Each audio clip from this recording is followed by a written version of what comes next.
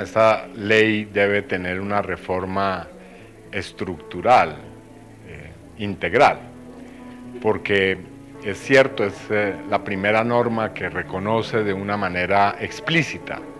derechos de las víctimas, de las millones de víctimas que tiene Colombia en el conflicto armado, y en particular reconoce los derechos de una población especialmente agredida en el conflicto, que son los campesinos, las poblaciones rurales. Pero al mismo tiempo, a pesar de ese reconocimiento, no tiene una política y una institucionalidad que permita que ese reconocimiento formal se traduzca en acciones realmente transformadoras que puedan cambiar la situación de esas millones de personas. Desde esta perspectiva, entonces, la ley de víctimas es una política que pertenece al espectro de políticas neoliberales o de normas neoliberales, porque genera unas expectativas, pero en la práctica reduce, limita e incluso niega derechos fundamentales. Nosotros consideramos que la restitución de tierras debe estar inscrita en una reforma agraria, no debe ser una medida simplemente de reparación judicial. Consideramos que la reparación administrativa debe ser una reparación acorde a lo que ha sufrido no solamente la persona, sino los colectivos, las comunidades en medio de toda esta violencia. Creemos que la justicia debe ser intrínseca a cualquier proceso de reparación. Es una ley que está pensada en víctimas del conflicto, principalmente en víctimas de la insurgencia. Es una ley que está pensada en traer una serie de beneficios, algunos de ellos positivos, otros que no son tanto, y es una ley más o menos insuficiente, porque no reconoce la existencia real de las víctimas de crímenes de Estado, o mejor, de la criminalidad del Estado. Reconoce solamente la existencia de víctimas de agentes del Estado. Y esto de entrada marca una diferencia que es fundamental, porque la ley de víctimas entonces está diseñada para una verdad que es incompleta. ¿Por qué es una verdad incompleta? Porque nos vende la idea de que fueron funcionarios del Estado colombiano los que por sí mismos o en pequeñas sociedades con otros funcionarios cometieron delitos transgrediendo la ley. Y no parte del hecho de que fue desde el Estado colombiano, desde centros de poder muy fuertes del Estado colombiano, que se trazaron y diseñaron estrategias legales, políticas y de prácticas para cometer crímenes que por supuesto son equivalentes a graves violaciones de derechos humanos, a crímenes de guerra e incluso a crímenes de lesa humanidad. Ahí de entrada hay una diferencia política muy fuerte desde las víctimas de crímenes de Estado con la oferta institucional que nos ofrece la ley de víctimas en Colombia.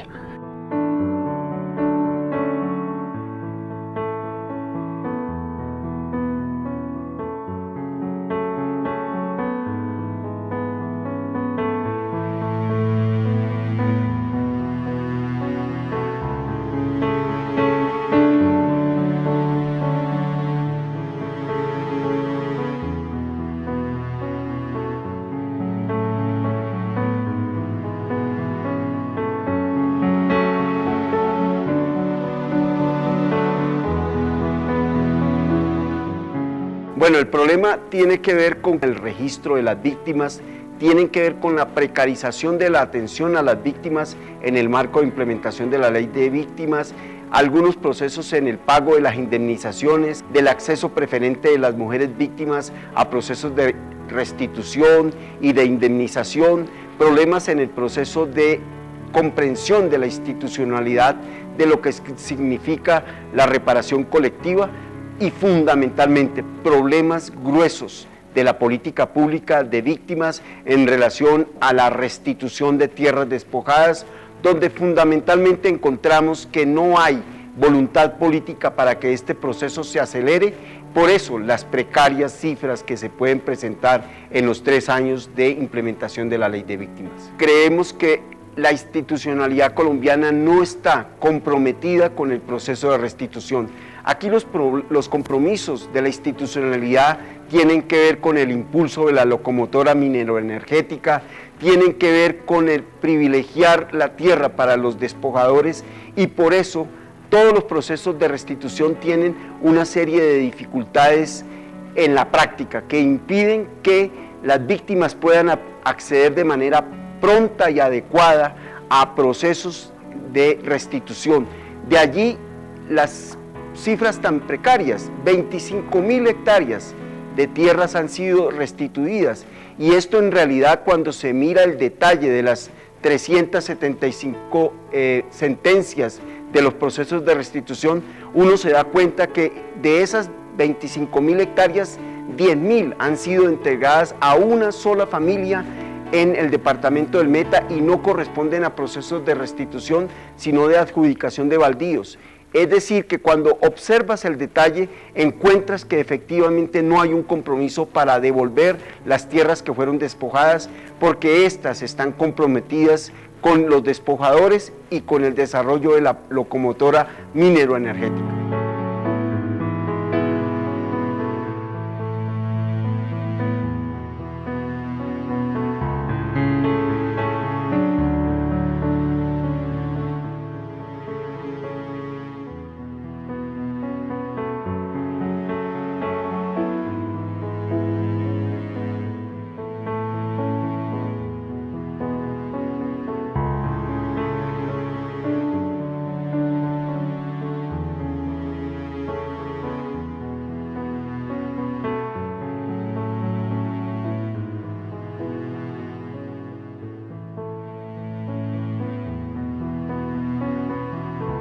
En el tema de restitución de tierra, nosotros hemos dicho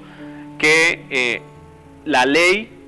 debe apuntar a un modelo en el que los jueces de restitución tengan procesos en el que estén atacando a testaferros y estén defendiendo a campesinos desplazados. Lo que nos han dicho estos magistrados es que en este momento los procesos que están conociendo son de campesinos desplazados contra campesinos ocupantes. Entonces tenemos unos procesos en donde no se está interviniendo tierras que hacen parte de ese testaferrato paramilitar, sino que se están atacando tierras en disputa entre campesinos, y esto es muy complicado. Así no estamos avanzando hacia ninguna restitución. El retorno debe ser colectivo y debe ser organizado de tal forma que las personas, cuando lleguen a la tierra, no tengan falencias económicas como las que tienen en este momento. La ley de restitución, por ejemplo, no garantiza construir casas para los desplazados en el campo. Y es muy importante que este componente aparezca, porque la gente no puede ir al campo y no tener dónde vivir y no tener cómo sustentar su vida. También es muy importante controlar el papel que juegan las fuerzas militares en todo el modelo de reparación y restitución. Por ejemplo, en el caso de la microfocalización, la unidad de restitución básicamente ha entregado al Ministerio de Defensa la selección de las zonas en donde se hace restitución, donde se pueden restituir las tierras. Y obviamente el Ejército y la Fuerza Pública todavía viven alrededor del conflicto y quieren tomar posición con cada situación de poder en la que intervengan. Entonces, en este caso, ellos siempre están eligiendo zonas que le han ganado, digamos, a la guerrilla, pero no priorizan los casos en donde el paramilitarismo hace presencia. Y aquí es muy evidente todavía la connivencia entre el ejército y los grupos paramilitares, por lo que la selección de las zonas en donde debe restituirse debe ser una selección en donde la intervención de la fuerza pública y el Ministerio de Defensa no sea preponderante.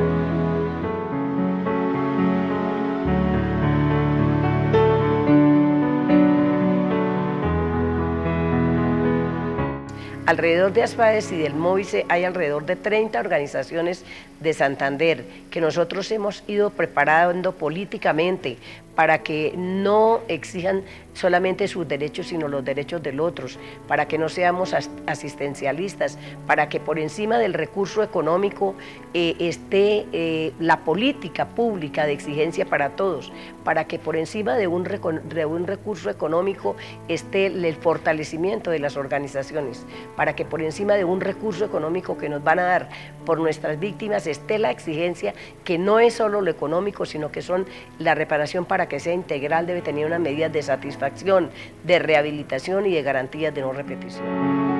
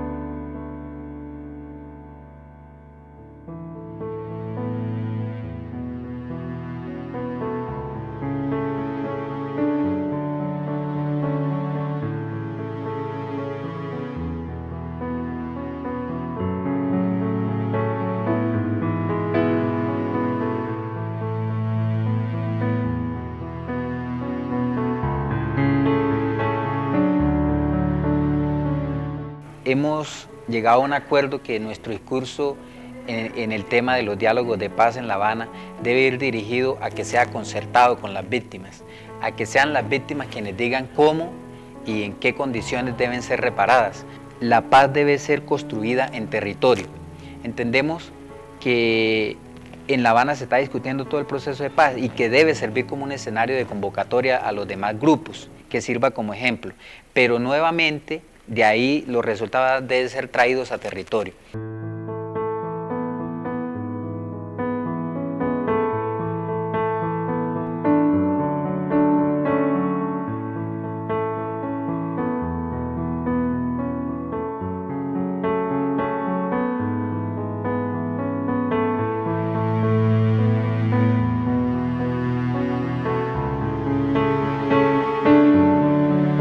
Bueno, las perspectivas que plantea el MOVICE son correctas, tienen que ver concretamente con una redistribución igualitaria concretamente y social y solidaria de la tierra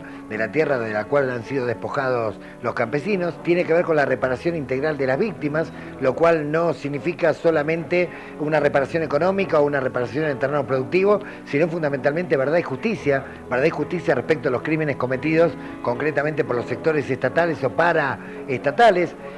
Tiene que ver concretamente con la sustitución de cultivos, o sea, para poder garantizar una economía sana, digamos,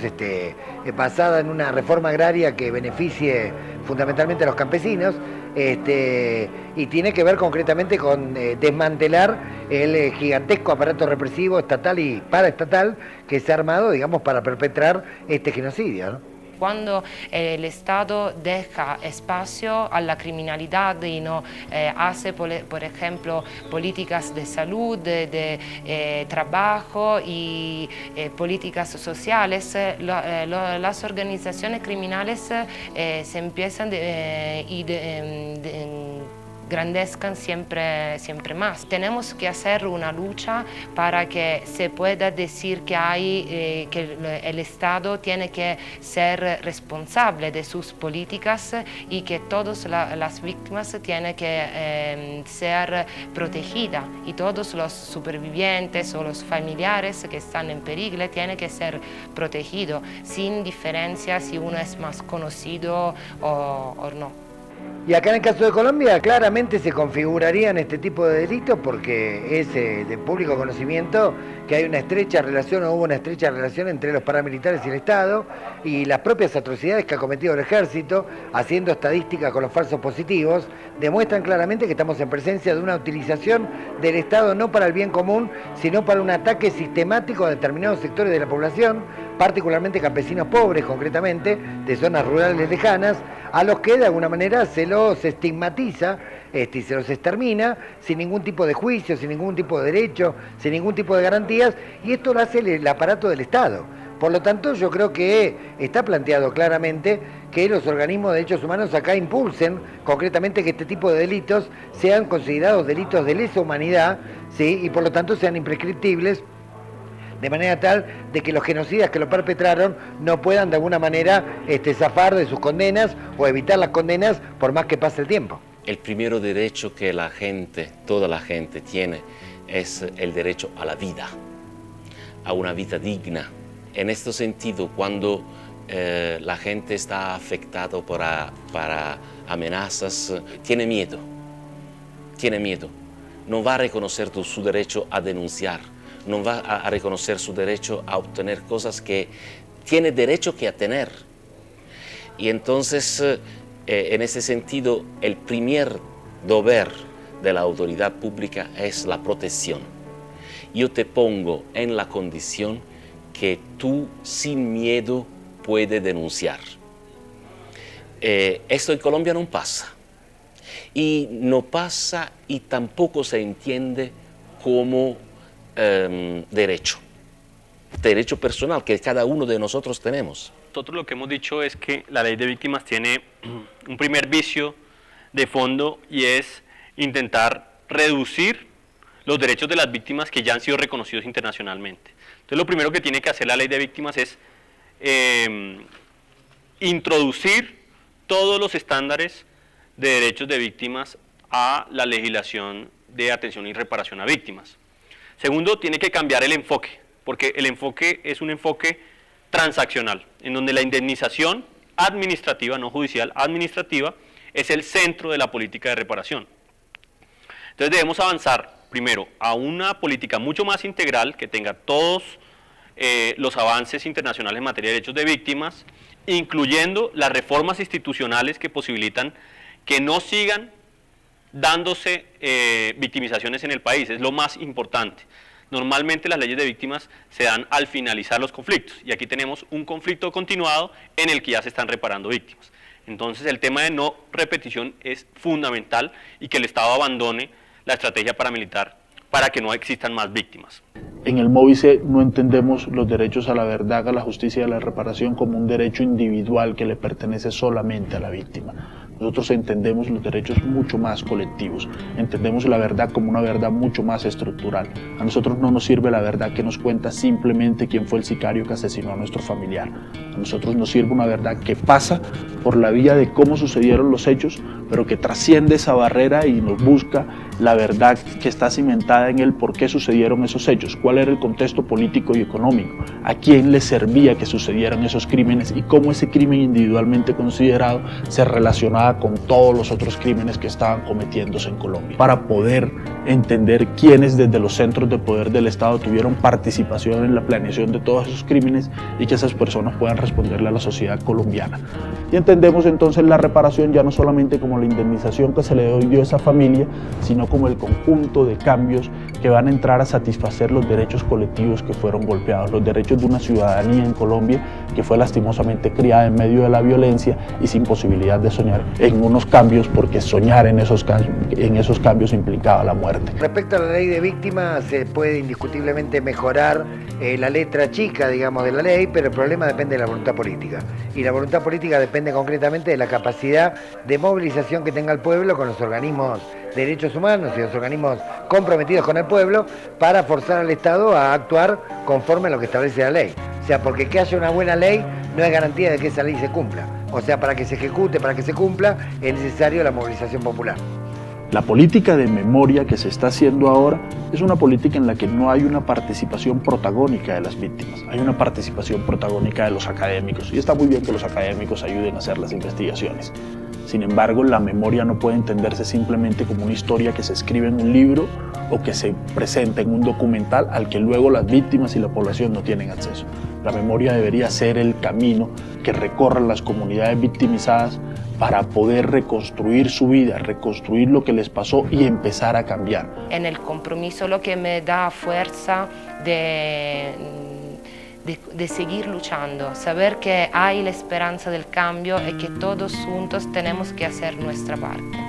Hay muchos campos en donde hacer reformas. Creo que lo que hace falta es voluntad política, lo que hace falta es empoderar a las víctimas, lo que hace falta es mucha más transparencia. Es importante, por ejemplo, lo que hemos obtenido nosotros de liberar la tierra, porque a través de la liberación de la tierra hemos contribuido a liberar también los hombres. Y no hay hombres libres si viven en una tierra que está como sometida al miedo de los poderosos que van a dañar su vida y van también a quitar la vida.